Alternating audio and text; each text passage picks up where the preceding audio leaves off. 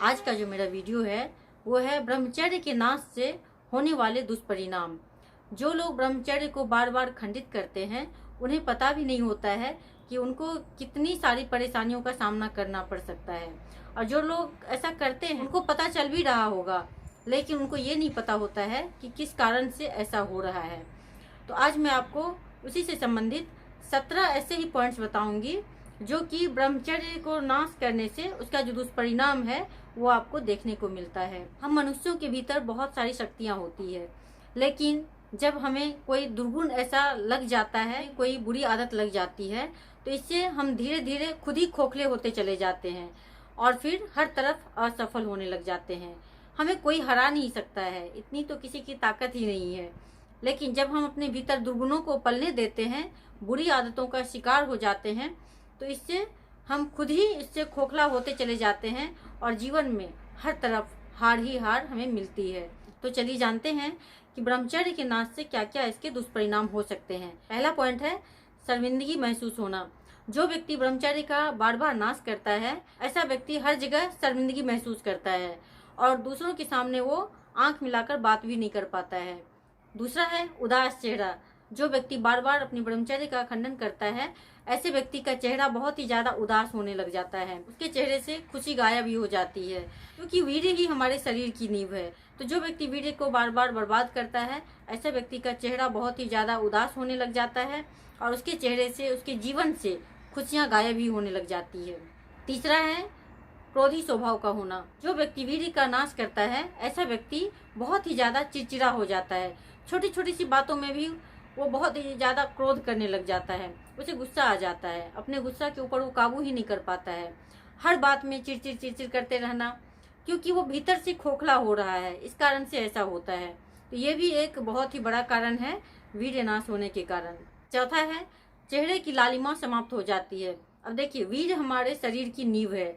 अगर हम उसे बर्बाद करेंगे तो हमारे चेहरे की जो सुंदरता है, यानी कि जो एक गुलाबी छटा होती है, वो तो बिल्कुल नष्ट हो जाती है और उसकी जगह चेहरे पे कई तरह के कील मुहासे आने लग जाते हैं, कई तरह के दाग धब्बे पड़ने लग जाते हैं। चेहरा बहुत ही बदसूरत सा हो जाता है। अगर आप वीर्य का नाश करेंगे तो आपके चेहरे की जो गुलाबी छटा है वो तो रह ही नहीं सकती है। आपका चेहरा बहुत ही ज्यादा खराब हो जाता है और कम उम्र में ही खराब होने लग जाता है। चेहरा लटकने लग जाता है, कई तरह के दाग धब्बे दिखाई देने लग जाते हैं। वीर्य नाश का एक मुख्य लक्षण है। पांचवा है आंखें व गाल धंस जाना। जो व्यक्ति वीर्य का नाश बार बार करता है, ऐसे व्यक्ति का आंख बहुत ही जल्दी नीचे की ओर धंस जाता है और उसकी आंखों के नीचे बहुत ही ज्यादा काला काला सा हो जाता है, डार्क सर्कल हो जाता है और इसके साथ साथ गाल भी बहुत ही ज्यादा उसका धसा धसा सा दिखता है। केवल हड्डियां ही उभरी हुई रहती है, क्योंकि वीर्य नाश करने से ऐसा ही परिणाम देखने को मिलता है। छठा है बालों का पकना। अब देखिए, एक समय आता है जबकि हर किसी का बाल सफेद होता है, लेकिन समय से पहले यानी कि 15 साल 16 साल में आज के समय में बच्चों के बाल पकने लग गए हैं। ये कितनी दुख की बात है। और ये जो ऐसा हो रहा है, ये वीर्य नाश के कारण हो रहा है, क्योंकि युवाओं को इसकी शिक्षा नहीं दी जाती है, जिसके कारण युवा अपने वीर्य को बर्बाद करने लग जाते हैं और कम ही उम्र में वो बूढ़े जैसे दिखने लग जाते हैं। उनके बाल पकने लग जाते हैं, उनका चेहरा खराब हो जाता है, उनके भीतर न जोश होती है, न उत्साह होता है, न कुछ करने की चाहत होती है।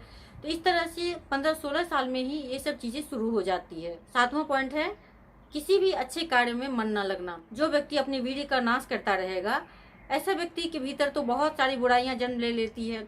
अगर उसको कुछ अच्छा कार्य करने के लिए दिया जाए तो उसमें मन ही नहीं लगेगा उसका, उस चीज से वो दूर भागना चाहता है, क्योंकि उसे उस कार्य को करने में बहुत ही ज्यादा बोरियत महसूस होती है, जिसके कारण उस कार्य में उसका मन ही नहीं लगता है। आठवां पॉइंट है जरा जरा सी बातों में डरना। अब कुछ भी जरा सा हुआ नहीं कि बहुत ही ज्यादा उसको डर होने लग जाता है कि पता नहीं ये काम कैसे हो पाएगा, कर पाएंगे कि नहीं कर पाएंगे।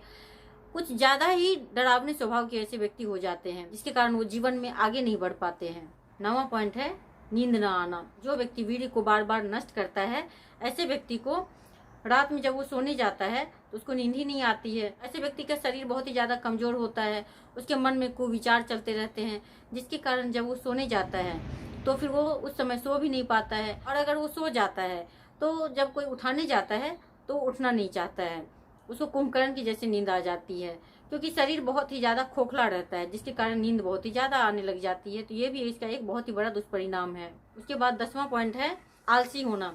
अब देखिए, वीर्य अगर आपके शरीर में है तो इससे आपके शरीर हष्ट पुष्ट रहता है, इससे आपका शरीर स्वस्थ रहता है। आप जो कार्य करना चाहते हो उन सभी कार्यों को बहुत ही आसानी से कर लेते हैं। लेकिन जो व्यक्ति वीर्य को बार बार नष्ट करता है, ऐसे व्यक्ति बहुत ही ज़्यादा आलसी भी होता है। उसे इच्छा ही नहीं होती है कि कुछ करे हो, बस ऐसी इच्छा होती है कि बस वो लेटे रहे, बड़े रहे, बैठे रहे, कुछ भी करने की उसकी चाहत ही नहीं रह जाती है। और इस आलस्य के कारण वो जीवन में बहुत ही पीछे भी रह जाता है, क्योंकि शरीर से बहुत ही ज़्यादा कमज़ोर हो जाता है, माइंड से बहुत ही ज़्यादा कमज़ोर हो जाता है। और फिर शरीर ठीक तरह से उसकी कार्य भी नहीं करती है, ना तो दिमाग चलता है ना तो शरीर चलता है, और इस तरह से वो आलसी हो जाता है। 11वां पॉइंट है रात्रि में स्वप्न दोष का होना।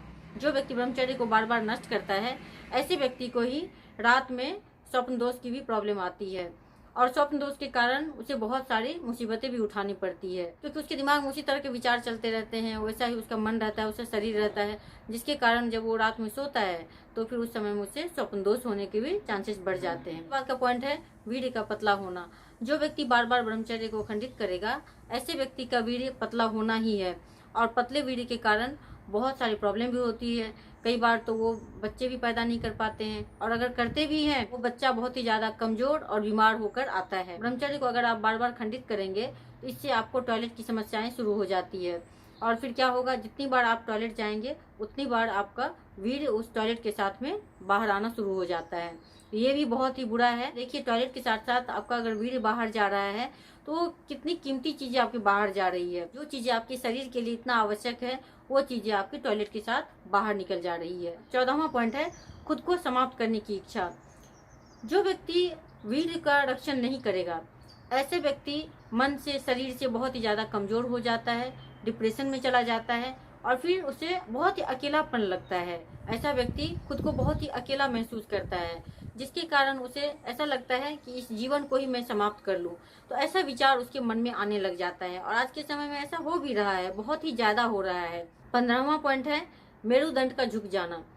अब देखिए, अगर आप अपने शरीर को खोखला कर लेंगे तो फिर आप सीधे होकर कैसे रह पाएंगे, ये तो संभव ही नहीं है। फिर क्या होता है कि लोग झुक कर बैठने लग जाते हैं, इस तरह से वो सीधा होकर बैठ ही नहीं पाते हैं, कहीं भी बैठेंगे तो तुरंत झुक जाएंगे इस तरह से। अगर मेरुदंड को अगर आप झुका कर बैठते हैं तो इससे भी बहुत सारी प्रॉब्लम हो जाती है। सीधे होकर बैठने से इसके बहुत सारे लाभ भी मिलते हैं, अगर आप झुक कर बैठते हैं तो इसके बहुत सारे खामियाजा भी भुगतने पड़ते हैं।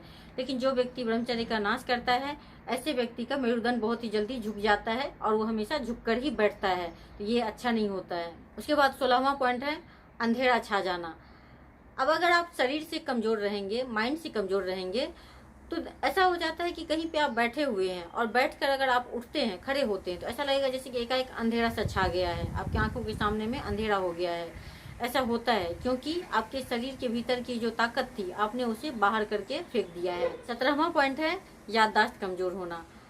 अगर आपके शरीर की जो नींव है उसे आप बहा देंगे तो फिर आपकी याददाश्त शक्ति कैसे मजबूत होगी, क्योंकि वीर्य हमारे शरीर के लिए, माइंड के लिए, सबके लिए जरूरी है। ये तो माइंड की खुराक है, अगर उससे उसके खुराक ही उससे छीन लिया जाएगा तो फिर माइंड अपना कार्य ठीक तरह से कैसे करेगा, ये तो हो ही नहीं सकता है। और फिर याददाश्त शक्ति बहुत ही कमजोर होती चली जाती है, जिसके कारण आज के समय में देख रहे हैं कि लोग कोई भी चीज को याद नहीं रख पा रहे हैं और इसके इतने सारे दुष्परिणाम भुगतने पड़ रहे हैं।